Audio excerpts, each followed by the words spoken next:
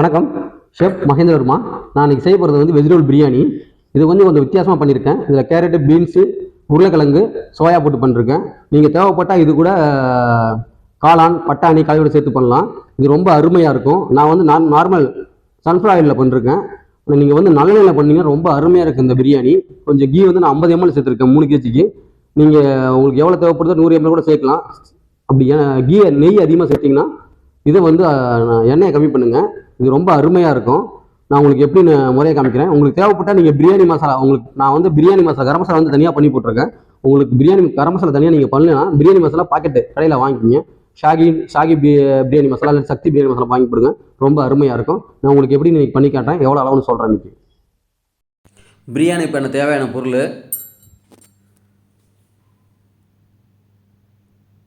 வெங்காயம், பெரிய வெங்காயம்,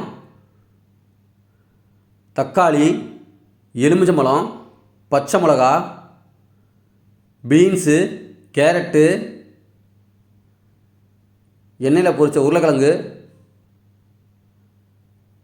எண்ணெய், கொத்தமல்லி, புதினா ரெண்டையும் மிக்ஸ் பண்ணது கழுவி வச்சுருக்கேன். பிரிஞ்சி, சோயா மாங்காய், இஞ்சி பூண்டு அரைச்சது, தயிர், மஞ்சத்தூள், ஜீரகத்தூள், கொத்தமல்லி தூள், மிளகாத்தூள், கரம் மசாலா தூள், கரம் மசாலா, பட்டை, லவங்கம், ஏலக்காய், பிரியாணி இலை, காஷ்மீரி மிளகாத்தூள் இதெல்லாம் எடுத்து நான் ரெடி பண்ணி வச்சுருக்கேன்.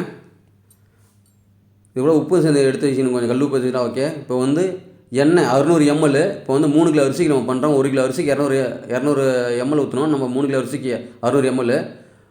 6 கிராம் பட்டை, லவங்கம், ஏலக்காய். எண்ணெயை நல்லா சூடு பண்ணணும். சூடு பண்ணும்போது நல்லா வாசனை அருமையாக வரும். 10 பச்சை மிளகாய் போட்டு நல்லா சூடு பண்ணிட்டு 1 கிலோ 200 கிராம் வெங்காயத்தை போட்டு நல்லா வதக்கணும்.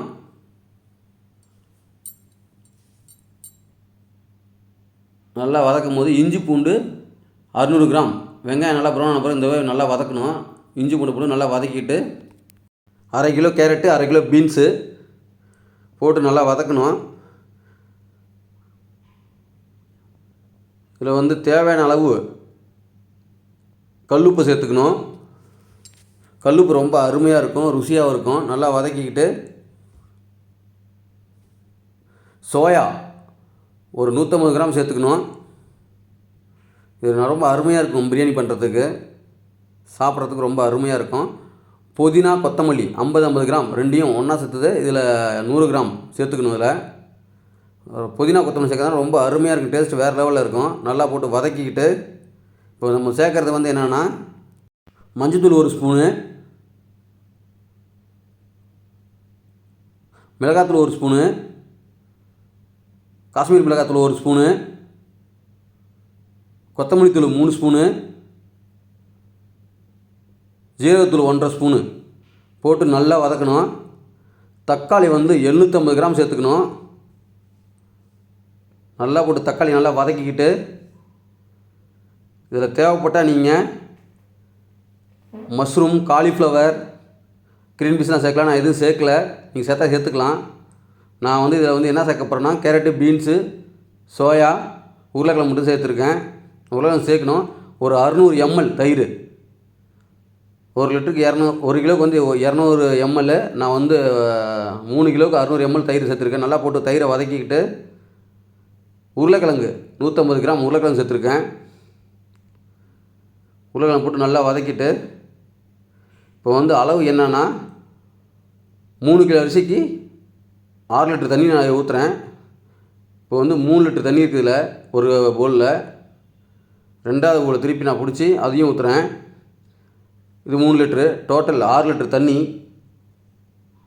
அவ்வளோதான், ஊற்றிட்டேன்.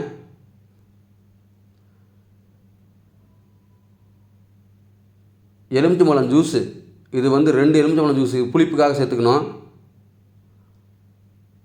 கரம் மசாலா தூள் 1.5 ஸ்பூன் சேர்த்துக்கணும். 1 கிலோவுக்கு வந்து 1/2 ஸ்பூனு, 3 கிலோவுக்கு 1.5 ஸ்பூன் நல்லா சேர்த்துருக்கேன். சேர்த்து நல்லா கொதிக்க விடணும். இல்லை நீங்கள் வீட்டிலே பண்ணோம்னா நீங்கள் கடையில் இருக்க பிரியாணி மசாலா வாங்கி சேர்த்துக்கலாம், அருமையாக இருக்கும். நல்லா மூடி வச்சு நல்லா தண்ணியை கொதிக்க விட்றேன். நல்லா கொதிச்சிடுச்சு. இப்போ வந்து 3 கிலோ அரிசி சேர்க்குறேன்.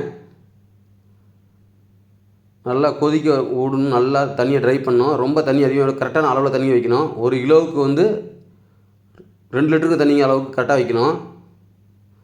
அப்போ தான் இல்லாட்டி அரிசி ரொம்ப வெந்துடும், பொங்கல் மாரி ஆகிடும். இந்தளவுக்கு நல்லா ட்ரை பண்ண பிறகு வாழை இலையை போட்டு ஒரு ஸ்லோ ஃபயரில் வாழை தம் போட்டு 25 நிமிஷம் குக் பண்ணேன். ரெடி ஆச்சு பிரியாணி. இதில் ஏற்கனவே நெய் ஊற்றிட்டேன். தேவைப்பட்டப்போ கூட ஊற்றிக்கலாம். உங்களுக்கு பிரியாணி இந்த மெத்தட் பிடிச்சிருந்தால் லைக் பண்ணுங்கள், ஷேர் பண்ணுங்கள், சப்ஸ்கிரைப் பண்ணுங்கள். Thank you very much.